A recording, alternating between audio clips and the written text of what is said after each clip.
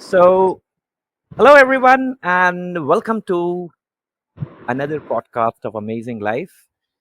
And here we are with a fresh season of conversation regarding mindfulness. And today we have Neetta Karkhanis, a well-renowned mindful coach, a transformational expert, to have mindfulness conversation with us.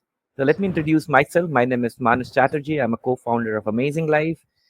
And we, as a community, believe in spreading happiness, inclusiveness, and also to help people to come out of their the all the insecurities, the problems in life, and stay a happy life. Thank you once again for seeing this podcast, and let's begin with the episode one of the mindfulness podcast. And today we come up with a very exciting topic about perception. And the topic for today, for episode one for this podcast, is a lens of belief. So, the lens of belief is how we look into the problems, how our perception shapes our problems and solutions. So, we'll talk to Neeta ji regarding different type of perceptions we built, and and how our perceptions or our beliefs makes our present life, and how we can solve these problems in our life through our beliefs. Thank you, Nitaji. Once again, I would like you to introduce to our viewers, and please tell us about what you feel regarding today's topic and how our perception shapes our problems. Nitaji. Good morning, everyone, and thank you, Manashji, for having me once again on your podcast for Amazing Life. Um, my name is Neeta, as we've spoken about it, and I'm a soul alignment coach, and I help transform people's lives with many modalities that I am certified in. And I'm happy to be here today because changing beliefs and transforming life is one of my pet projects for myself and for everyone. So yeah, let's get on with it.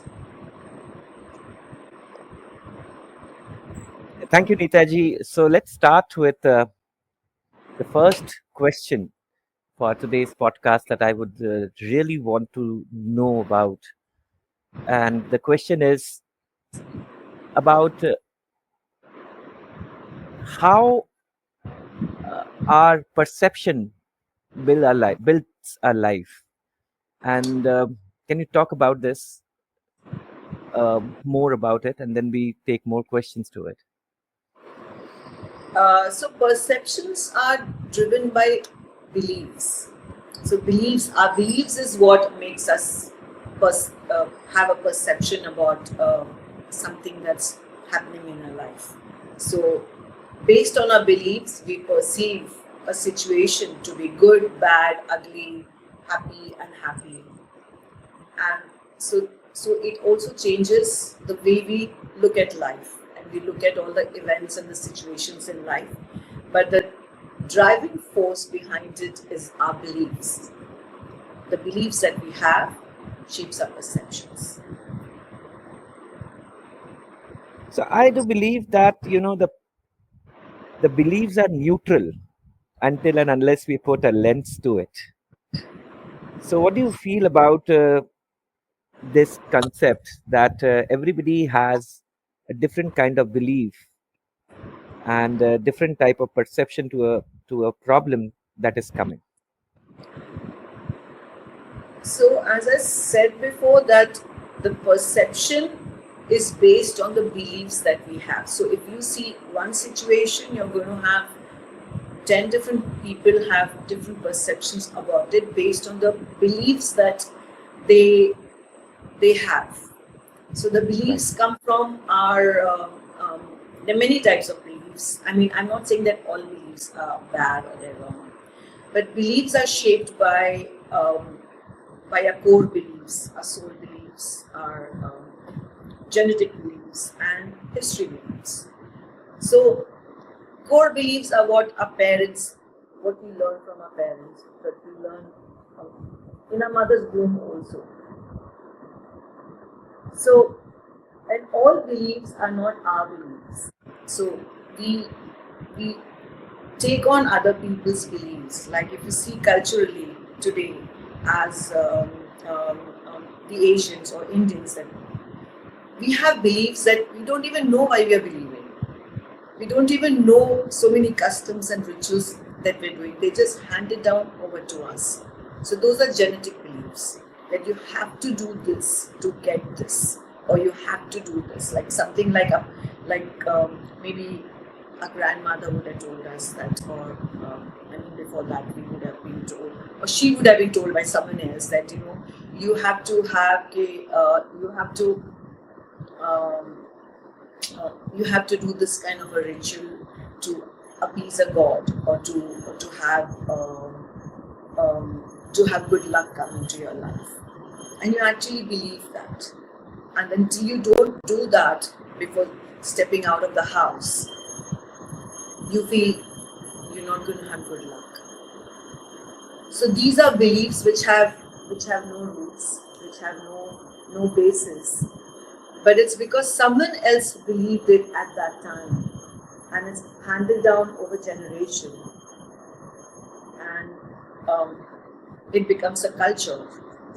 And then if too many people believe it, it becomes a tradition, and we just blindly believe in it, and we say, yes, if I don't do this, this is not going to happen.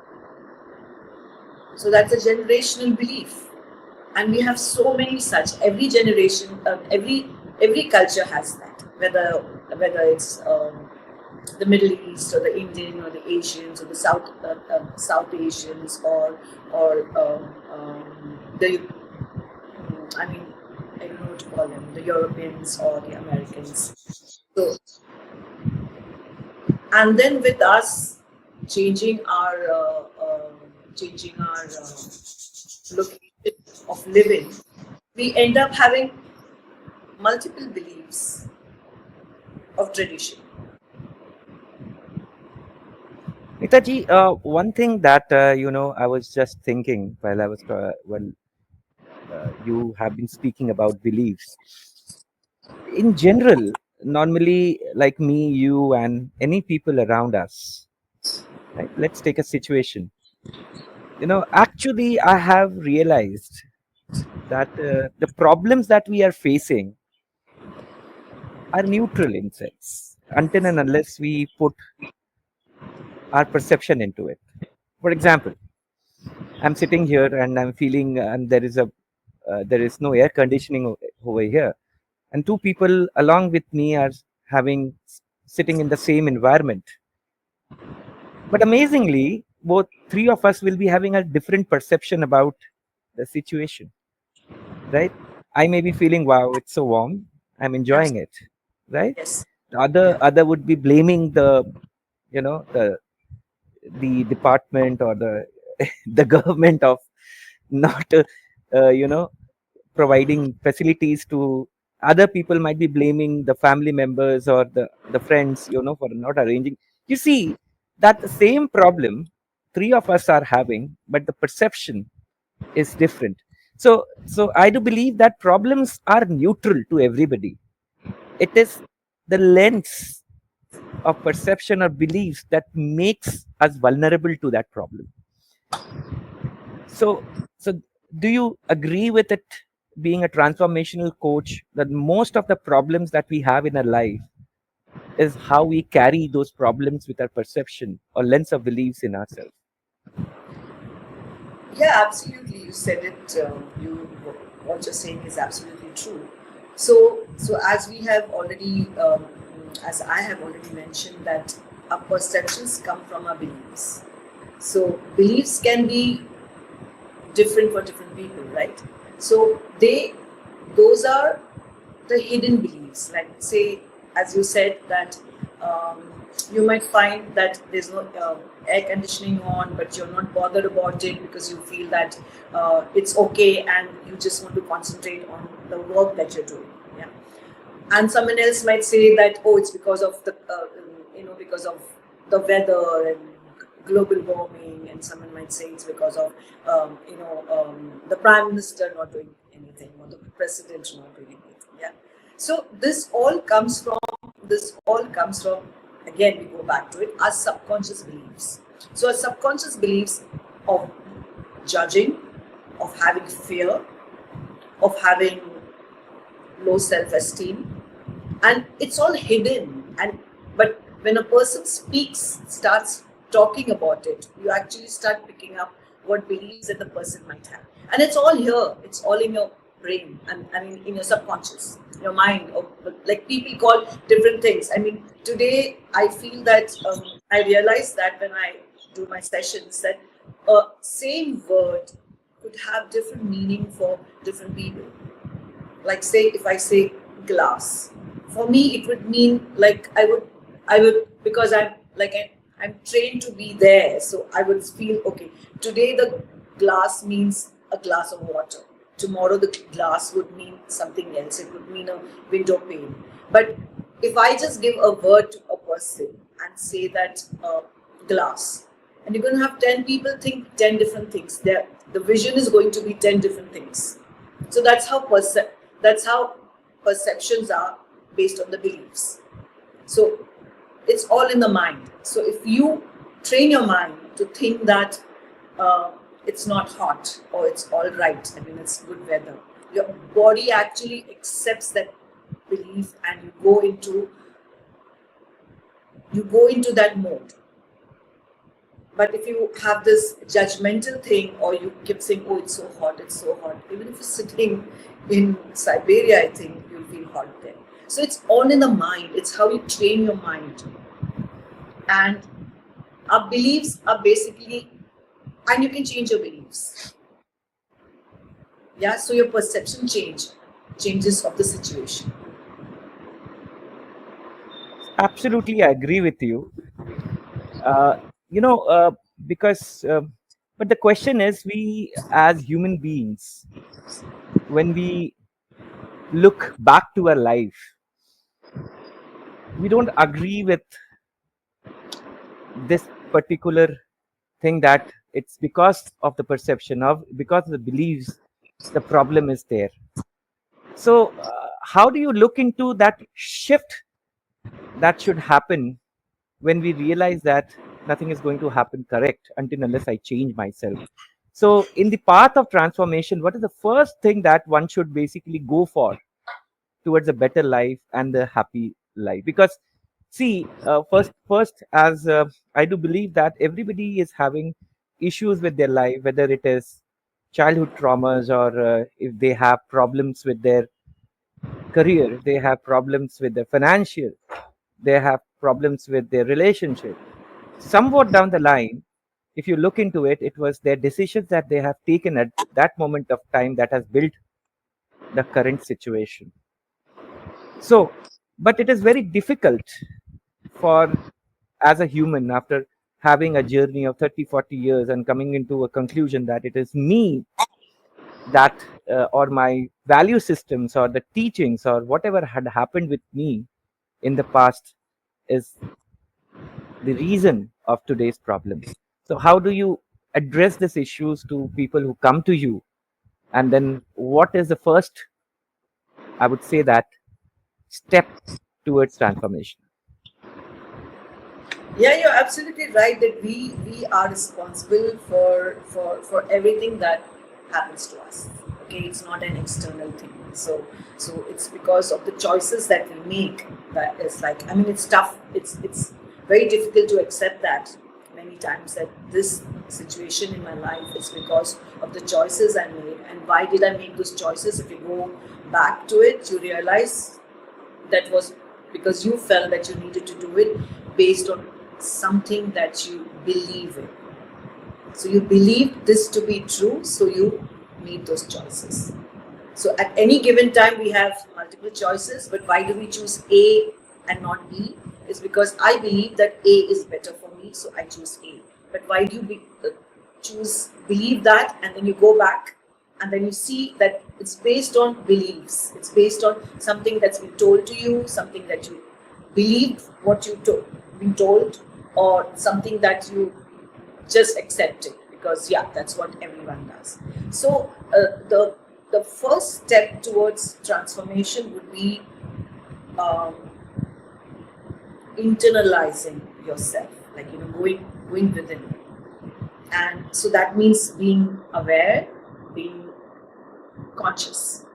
So that's how living in consciousness, living in awareness is what makes you actually see that yes, did I did choose this because I believe that, and maybe I should have chosen the other thing, but it's okay. It's been a learning experience. You don't have to beat yourself over that. That oh, I chose this and I'm bad and I'm the worst thing that could happen and it's all my fault. No, you don't have to. Okay, you chose that, and you have to just see what did you gain out of it, because every experience in life is a lesson. I mean, I think I've said this multiple times to you also, that we have come on this earth not to eat, sleep, enjoy, party.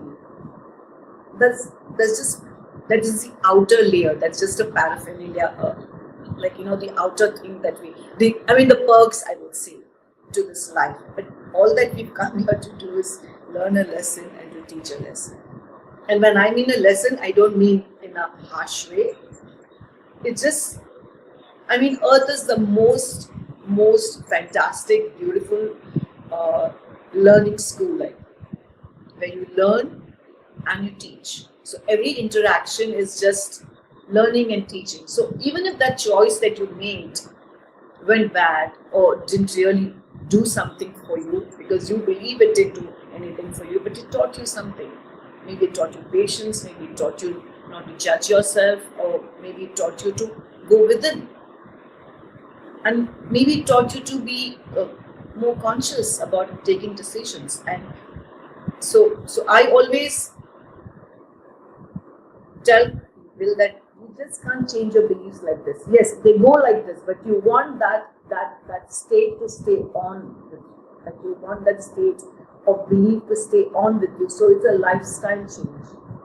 So the lifestyle change comes only from living consciously and from being aware at every moment in life. And for that, you have many other things that you need to do for to live consciously. And I think the world is moving towards that, because you see so many more people today going actually questioning why. And I have clients from different religions, and they have somewhere, when they become conscious, all those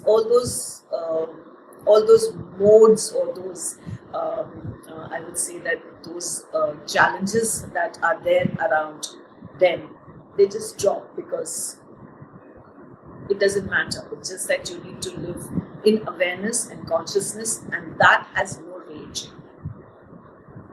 And so when you live consciously, you actually start going within, and you start questioning those beliefs which you accepted at one time blindly. And yeah, you move towards a better life. And you learn, and you realize, yeah, I've learned so Nita, many virtues in that by all how the. how this inner journey starts actually. I mean, it's I think moving inwards more than outwards. We blame everybody except us. We have a lot of problems in our life. We have ultimately no solution to it, and we live up with it throughout our life until and unless we get that inner wisdom, or I would say that enlightenment inside, that yes, I need to change.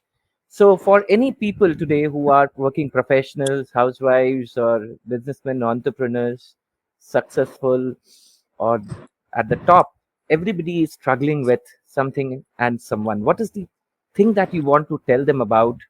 The first thing that you ask somebody ki you have any problem, nobody will say I'm okay, I am fantastic, I'm doing amazingly well. But at the same time, if you look into the life state or the quality of life the person is living, probably he or she requires an inner shift, right? Because they might be having those problems inside they don't want to share about it. So my question, and also not a question, in fact, you have worked with so many people around the world. So do you feel that, what is your perception, that do people come and tell about that they need a change, or as a coach you identify those problems in themselves, and through your mindfulness exercise or whatever the therapy as a coach, you tell them to realize that the problem is inside and then start. So it is not a day job ki aaj maine soch liya, today I thought and I'm going to change it. It's eventually a very very, I would say, a long journey towards that shift, until you realize that I have that internal eternal bliss that I have attained. So correct me if I have gone anything wrong, or I just wanted to hear from you your experience. No, you're absolutely right. You're absolutely right in what you said. But there are two types of people. One who keep blaming others externally, that it happened because of them, or it happened because of my mother, or it happened because of I had a traumatic childhood, or I had an abusive husband, or my life was not good, my teacher was not good. That's also. And then there are other people, other human beings who say, "Oh, it's all because of me. My mother didn't do this for me, or she was harsh on me because I was not a good child, or because I have this." So it's also the society and a whole lot of our teachings today, and I see a lot of it on social media, that says that accept that it's all yours and it's not somebody else's, and it's yours, and it's because of you it happened, it's because of you it happened, it's because you are responsible for it. And then it's like saying that, okay, then all the shit lies at your doorstep because you've taken it from everyone else and you put it on your doorstep, and then no one tells you how to deal with it. So you have a pile of poop outside your door and you don't know how to deal with it, because you're not blaming anyone else, but you are blaming only yourself for everything. So I think both in some way are both viewpoints are right and wrong. So we give too much of importance to incidences that happen in our life, and we create stories around it. So if you drop those stories, it was just an incident that happened.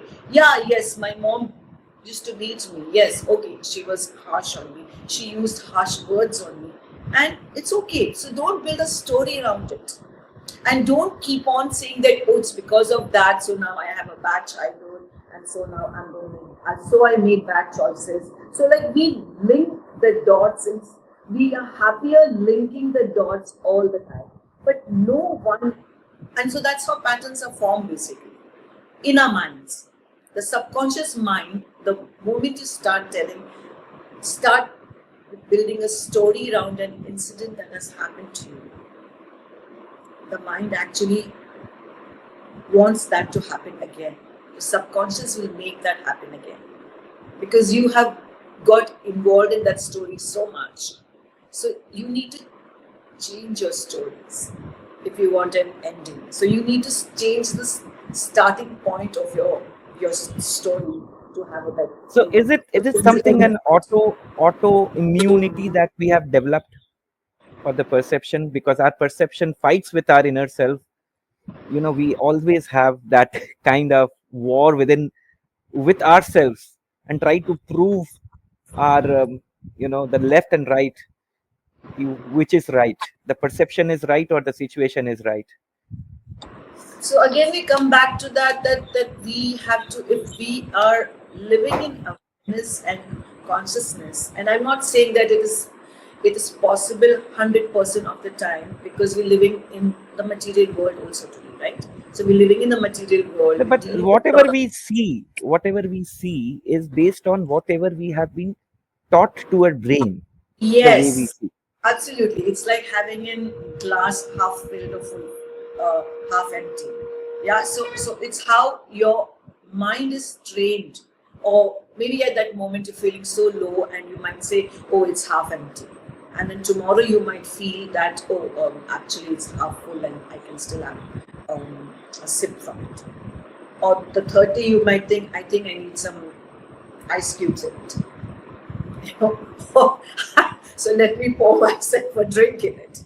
The fourth day you might think that. So, and it's okay to think all that. So just because the first day you thought that the glass was half empty shouldn't be your story all your life.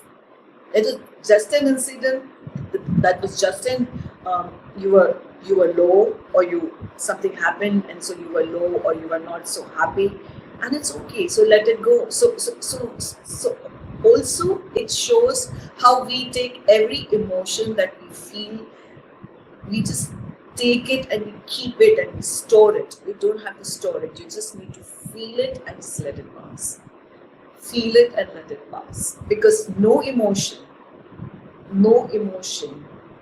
after 72 hours has the same intensity, but we want to hang on to it.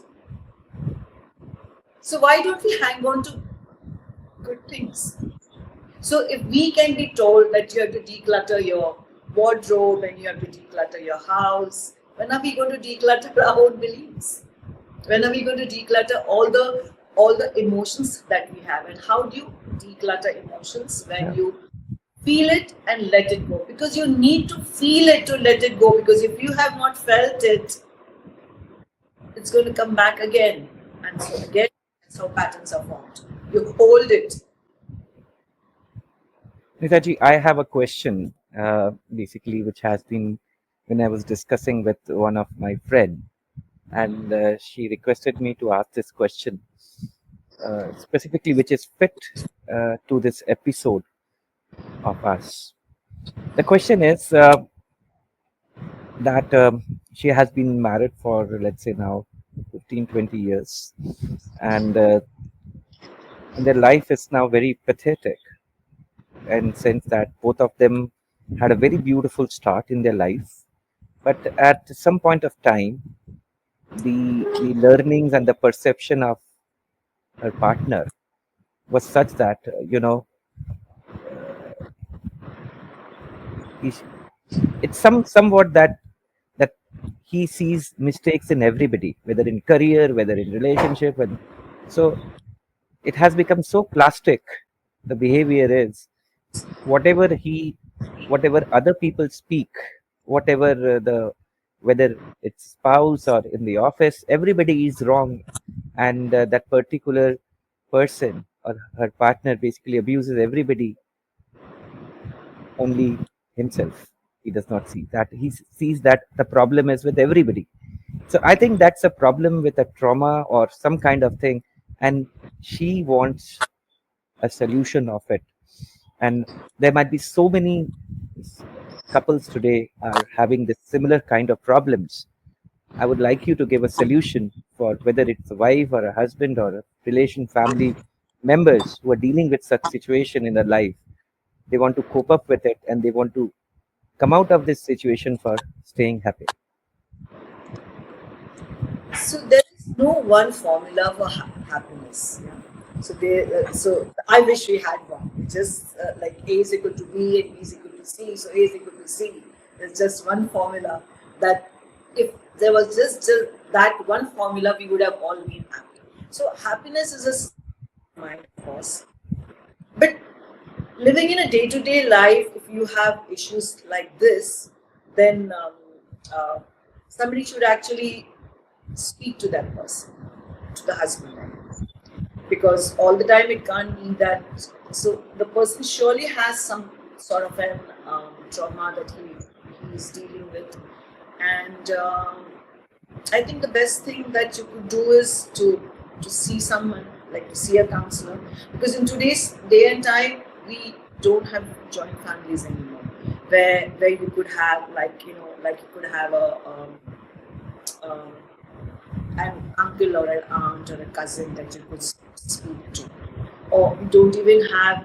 I mean, not everyone is lucky enough to have school friends like who know you from from your childhood, and who know every bit and every part of you, who know your silence also. So that's how you go to a therapist or a counselor today, and you ask that person to help you. And most often it's things like this originate uh, from traumas, of course. I mean, I use the word trauma for want of a better word, but it's not like something um, unsolvable. We all have gone. I mean, so much so that, say, we're talking right now, and if I'm at home, and if the doorbell rings, and I'm so engrossed in the conversation, and that bell just startles me, that also is called trauma. But it's like a Triggers. miniature. Yeah. So that's also like a miniature trauma to the body, and that could also cause harm. But we don't react so much to it.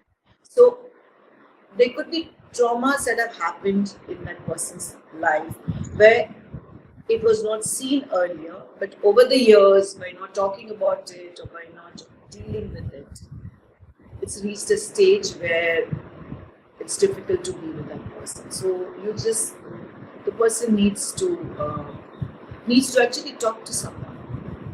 Yeah. So, do you feel, because see, today, when we are in a modern generation, a lot of people do not understand that. I mean, there are awareness regarding mindfulness and a holistic approach, but still people are with a very orthodox thinking. Going to a psychiatrist or a therapist or a life coach is Yes. something that's not going to help. And people specifically, what the case we have, most of the case when the spouses are very much obstinate enough to go to any kind of counselor or psychotherapist, I personally feel that they have no choice. So, is it something that a person should change herself to the situation and you know adopt to the situation? There's nothing going to change, so that one can stay happy, rather than it's very difficult for the other to make go to a and consult a psychotherapist, but they want to save the relationship for better. So what do you suggest to that particular person, that a particular person should go herself to a therapist or do some kind of thing that later on things can change in the life? Um, I do understand what you're saying, that people don't are reluctant to go to a counselor or a psychiatrist because they feel that then we are labeling us because the society labels. Yeah, so Yeah. the labeling culture that I see that I mean it's So that happening. that would be the second topic of our podcast, I think, the judgment. So we are going towards. Yeah, please So, continue now. so this is how that person would not, somebody who's scared of being labeled, would also not go speak to a friend or a relative, because then they'll feel gay. So is it something called narcissism or narcissistic behavior? That's a very good label that we use nowadays. But yes, it is defined that way. I mean, for want of a better word, somebody has come out with that word, and they say narcissism would be somebody who's so self-absorbed in themselves that they don't see, and they feel the other person is victimizing them, but actually Right. it's the other way around. So I feel that in this situation, if you wanted a solution, it would be that the wife, the woman who is going through the issues, should just disconnect from that, disconnect mentally, I mean, and like not give too much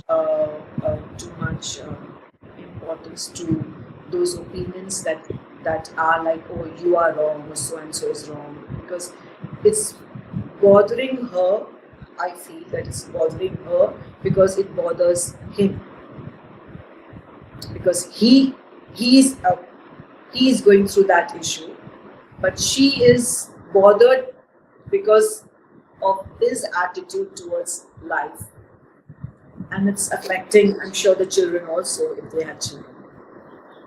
And this is where beliefs are also formed. I mean, children are going to see that, they're going to hear the father and they're going to hear the mother, and that's how beliefs are going to be formed. So they're going to see the mother not being able to speak, and I think, let me keep quiet so this peace at home is what the children are going to take. So this is a classic example of children getting core beliefs. Or they're going to see a father who's going to blame somebody else all the time. Like if he loses his job, it's because the boss was not right. Because if he has if the car has a scratch, he'll say, oh that man drove so fast and it did this. That's how the children are going to pick up and say it's not our fault. It's somebody else did it, or somebody, and the world is so bad. So if you have like two children or three kids, they're all going to take it differently based on their understanding of that problem, based on understanding of what they hear their mom and dad doing. So that's how beliefs are formed, and they're going to go on and they're going to live with those beliefs. So these all things are not intentionally. I'm sure those parents didn't mean to give their beliefs to their children. They would never want to, because every parent loves their child. But the beliefs are taken on. No one, the mother didn't say, take my belief and understand that this is a belief, or this is my belief and you have to take it, like to carry on the legacy or something. But it happens automatically. So this is what I mean when I say that we should change our stories. Like today, when the child grows up, becomes an adult, is going to feel that, oh, it's mine. I had a traumatic childhood and such thing happened. So you need to change the story, because you don't know what his parents were going through, or you don't know what they are capable of, because I mean, they were going through their own issues. They were dealing with their own lives, and nobody told them how to deal with It is something that we are carrying the weight from generation to generation, and we are passing it off. And it. Yeah. somebody has to stop this one, so that I think with all the awareness that is happening, the good, like uh, the, I would say, the so social we media. are carrying the baggage from our ancestors. I got it Yes. from my parents got it from their parents, and shifting it towards and putting the legacy in towards, and it's an unstoppable fathom, right? So in the healing part, you realize that all of us would have had traumas, or would have had uh, So bad. my question is, quickly, because we are running short of time, how to rewire oneself How from to do that? these, pardon, how Yeah, to rewire? by by going within, by being more conscious, by being more aware of what is actually happening around you, by living consciously and in awareness. So so so generationally, yes, the parent or the generations before that give you love and trauma too. But the trauma is not yours to take, but the love is yours to take. So you cannot just reject them because they're giving you trauma, and you don't need to take their trauma, and you don't have to fix them. You just need to fix yourself by rewiring, is living consciously and in awareness. And there's so many things that you do. I mean, you don't need to only go to a psychiatrist. I mean, psychiatrist is, of course, the last. I mean, I'm sure the medical health people would say that's the last thing, like shoot her down. But she's saying it's the last thing to go. But you really don't need to go so far. I mean, you just really need to tweak yourself by being more aware. Like you do some breath work, you do some. There are a lot of things that you could do to rewire yourself. But for So that, if you need to accept that I need to do something. I need to change this. I need to change this to that.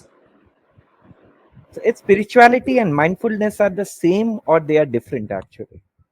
Yes, spirituality is being living consciously, but there's a thin line between religiousness and spirituality. So Absolutely. we end up, I think, our culture, our tradition, and most traditions, I'm sure, must be doing that too. That they end up to be spiritual means you have to pray to God. Yes, you do need to pray to God. You do need to pray to divine. You need to be connected to divine. Just because you don't pray today doesn't mean God is going to be angry at you or the divine is going to be angry at you. That's just an energy. So if you just see everything around us as a form of energy, you will actually start to understand it much better. So that what, like going back to your example of that couple, that's just an energy. That father is just going through that energy. You don't need to pick it up. You don't need to take it home and stay with that all your life. Or you don't need to base your life based on someone else's experiences. So spirituality, yes, helps. Coming back to your question, I think I went a little off tangent. Spirituality, being spiritual is being connected to yourself within. That is what matters. And that's all you need to do. I think we had a very interesting discussion, and it gives up a, a kind of key learnings today for the next episode, which is an interesting episode. And probably before we end up this episode of beliefs, that the lens of beliefs, I would like to have a final thought on this today's topic. And for the next episode, we will be having again with Neetaji about a soul journey, how learning, not judging. Each soul has a unique curriculum or lessons, so she has that expertise to talk about the journey of the soul. But before that, for this episode, I would like her to conclude and give her final thought. And we had a wonderful discussion, and it was beyond the time that we had decided, but we could not resist because the questions were so amazing, Neetaji. So, your final thought. So, so I would say that our perceptions of life depends upon our beliefs, and the beliefs are what we are easy to change. It's just that you need to identify the belief that has made you see this situation as good, bad, or A, and if you wish to change your life, you need to change your perception, and the perception is based on your beliefs. So basically, you need to change your beliefs, and you need to identify them. At times, you could also do it if you walk the path of consciousness and live in awareness. You would actually be able to see your beliefs. When you go within, you internalize yourself. You can see your beliefs, or you just take the help of some counselor or a coach, or and certainly don't go to social media and don't watch reels, because the reels are only meant to give you meant to get followers and meant to attract attention. So I see a lot of people do that today. They believe this, they believe this. I mean, you have 100 beliefs and then you see reels and then you have 200 beliefs more. So changing the beliefs is easier if you accept that you have beliefs and you want to change them, and you can actually go learn something, go learn some self-healing work, and Fine. you're a person altogether. Thank you, Neetaji. And we'll Much. again meet in the second episode. Yes, it was And wonderful. thank you. And to conclude, I would say that for an amazing life, it's very important to have amazing thoughts. And for amazing thoughts, we have to have amazing beliefs. It doesn't mean that belief that we had in past is going to sustain for today or tomorrow. So it's an age of disruption, it's age of AI, it's age of chat GPT, and a lot of things are changing. And similarly, as people, as humans, as generation caregivers, we need to change. And change is the only way of amazing life. Signing off Absolutely. for today. Thank you so Thank much. you so much. Bye. Wonderful. Bye.